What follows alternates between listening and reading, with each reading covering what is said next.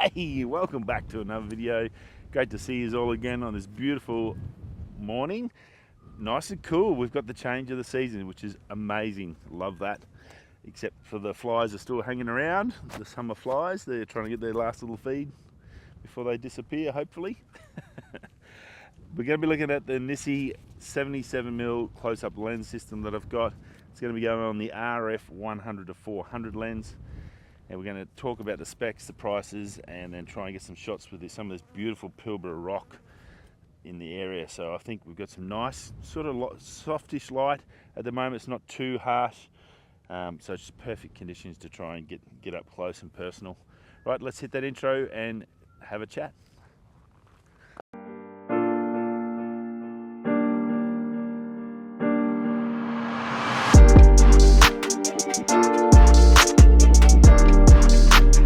Here's the lens, Nisi 77mm version. There's a 58, a 49mm. As you see, I've got it screwed on here. Comes with two adapter rings as well. This is the 67 to 77. 70 to 300 is your range for your lenses. 22 to 30 centimeters is your distance you need to be focusing from. The 77mm version has a 1:1 macro ratio. The 58 is a little bit different. It gives you a 2:1 ratio, so be aware of that. Now with the beautiful little case and the lens, it's about 300 grams, but you see size-wise, it's sort of perfect to chuck in your backpack. It saves a ton of room. 239 bucks, so a great entry point if you are just getting into macro and don't want to spend $1,000 or a couple of thousand on a brand new lens, or even a second-hand lens. It can be $1,000 for a nice macro. So Nisi makes great glass, they always have, for their filter systems, so it's definitely a good bit of kit to have in and give yourself a chance to test it out. Right, going to go find some nice, beautiful textured rocks. I'm not going to need a big area, probably 10-20 meters. I've got some flowers over here, some really nice colored rocks and nice textures. Because we're going so small, we're not going to need much. I'm going to try and get 2, maybe 3 photos out of this to give you a chance to have a look at it and see what you think. Right out, let's go get some shots. First little shot was this flower that I noticed when I first rocked up, so sort of perfect. Looking at this one, so you can see we've got my distance right here, about that ruler length, so that's sort of perfect. The sun's pretty good, so the beauty of it, I've obviously got some movement in the wind blowing the plants. So I'm shooting at 1250 of a second, f10. Obviously I want to maximize my sharpness, so f8 to f10 on this lens is normally pretty good for sharpness wise. And then I've got ISO 1000, so I can stop any of that movement and give me a chance to get a nice sharp image. I do have it bracketed a little bit just to give me a backup sort of options. From that distance with this on, it is pretty much perfect, and looks like a really nice shot. Because that depth of field, it blows it out, and with the browns and the ochres in the background with that sort of light white greenish sort of flower, it's come up really nice. So it is a nice image, and I'm pretty happy about it. I think we've definitely got one shot there. I'm gonna just adjust the height of it, obviously with the bigger lens on, and then with the head trying to get just adjusting for the weight of it. That extra 200 grams on the end of your lens is a fair sort of a bit of a counterweight, so just be aware of that when you sort of set your shot up, set up a little bit higher than you normally would, because it is going to move and try and lock down your ball head as much as possible. A couple of good shots there, but I just want to readjust the composition and just get that more centralized, this flower more centralized in the shot. And basically I'm all just looking at it like my image is basically just around that flower there. That's basically the whole frame, so you can see the difference in already what it can do. So pretty cool. Let's check out that shot and see how it goes. I'll chuck her up now.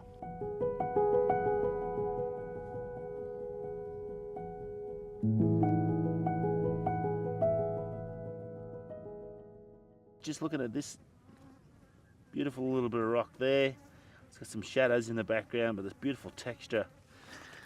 Now that's filling up the whole frame on the back of the camera, which is good. And that's sort of what I'm after. That sun's coming in now, so it's sort of blowing out, which is sort of good, because I can then, I've gone down to ISO 100, 1/80th of a second. Got it all focused. I've gone over the manual focus. I've got my stabilizer turned off. Beautiful little textures in here.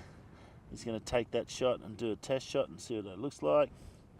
The hardest part of filming macro is when you're upside down on your camera, remembering where the buttons are and doing that and getting that right. Depth of field, obviously, you're not going to get the whole thing in focus unless you focus stack it.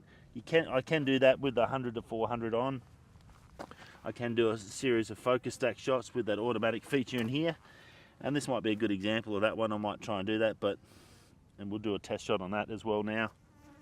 I'll just go into the menu options and get that set up, and we'll be back. Now, if you go into tab on your red page in your menu on tab 6, you've got to turn off auto exposure bracketing. We can't have that. Tab 6, we've got focus bracketing. Set button to go into it. I need to enable it, which I've done already, enabled. Now, number of shots is 4. I've put that up to 40.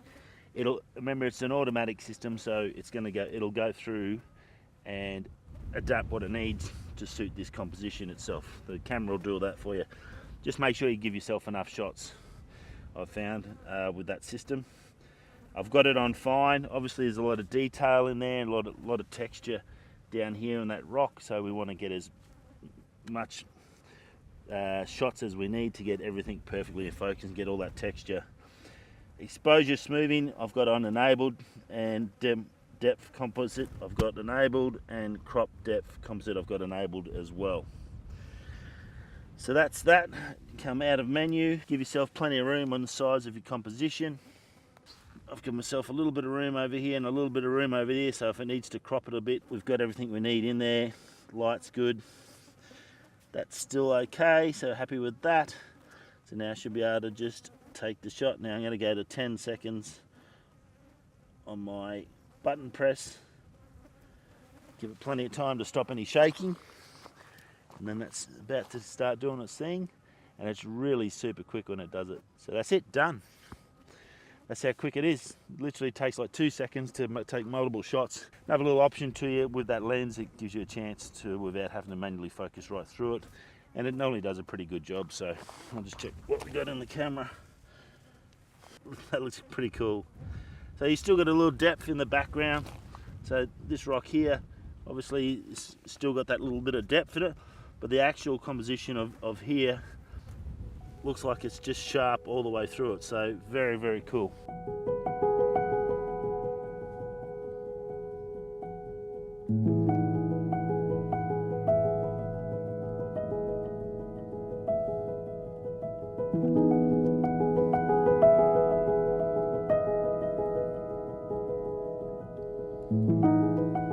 So here's my next little composition. That's it zoomed in there, and you can see we're going way back out, so you can see the lens to that shot and what we're sort of trying to aim at. Very small little area, so that's all we need. Now I'm going to use that focus bracket system. Well, I've got that on. Now I've got the focus set to the front edge of the small little rock, and then as it'll focus, it'll go all the way back. So I've got that same set of increments, about 40 shots I think. Should be enough to give me enough right. I just got to get the right amount of light on there, make sure I'm not blowing out those highlights, those shadows I can bring back in. And we're looking pretty good there. 10 seconds again to make sure I've got no wobble in it before it takes off. Ensure maximum focus, and that's it, fully done.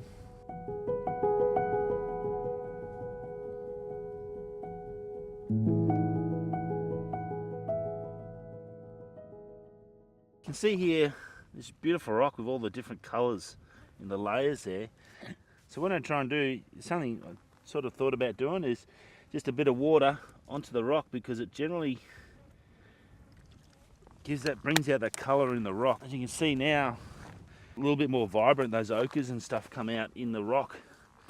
I've got the camera all set up, focusing from the bottom section, and the area I'm looking at is just in here. So just that little level coming through the rock. Zoomed out a little bit on this one to get right in there and try a bit more of an abstract. You'll also see how quickly it starts drying out with the sun on it. Looks pretty good.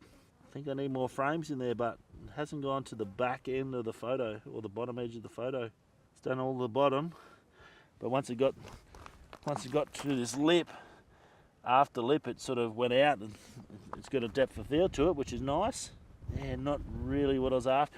Again, there's a good example of how small that macro is to understand that you've got to sort of pick and choose your battles. I guess you've got to find a composition that's going to really suit it. I thought that would have been perfect, but maybe if I come back a bit on the actual lens and get a bit more of it in focus,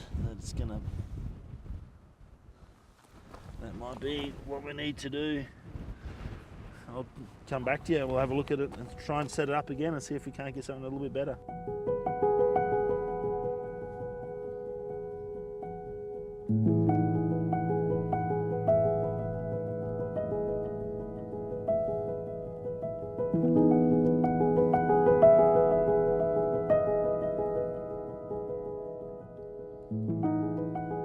Here's my last one I'm going to be doing, and yeah, it's been a bit of fun. It's a quick little morning. If we zoom in here, you can see this rock has got a little bit of a tan colour to it, but plenty of texture in that top section. You can see just all this texture going on here, and that obviously that contrasting colour, some sort of clay or something.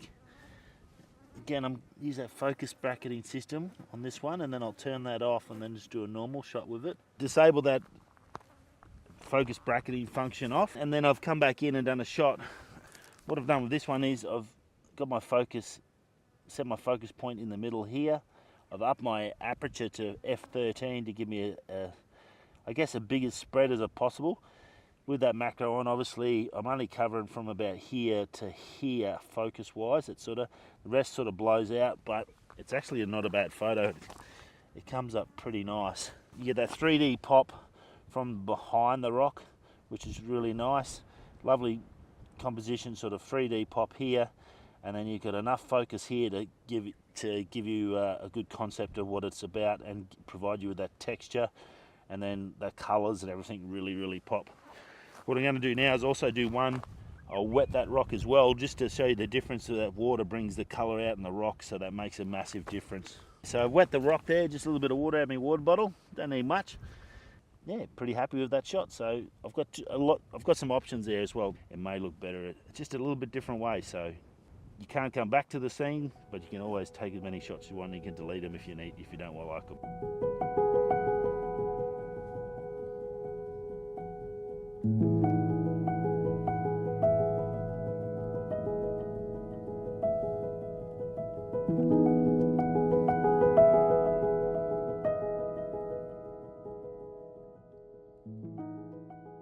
Okie dokie, done and dusted for another week. Hope you enjoyed that little jaunt into the macro world. Again, my beliefs on this, my view, not a sponsored video or anything, but a great little entry opportunity for anyone that wants to dabble into some macro photography. The 100-400 RF lens, again, is that entry big zoom. So 100-400, it's only about $1,000 odd or $1,500 or something new. You can get second-hand ones now. They've dropped in price a bit second-hand. It's one of those lenses that allows you on the R6M2 to use that focus bracketing software. So that's quite handy, I think. Again, we're talking entry level here. Is it going to be one of the Canon RF-L series macros? No, it's not. It's not going to. I don't think it's designed to compete against something like that. But it's gives you an opportunity to get some really nice photos, get some really super shallow depth of field, maybe some product photos, some flowers at home. If you're just starting out, you want to play, taking stuff inside your house, around your garden. Perfect way to get out and try and have a bit of a play with macro. Not too heavy, size-wise fantastic. You're not taking a whole new lens, which is a huge benefit of it. It's something you just screw onto a lens that you're probably already going to take with you out in the field. So that's a massive positive. $239 Australian. That's about 10 cents American.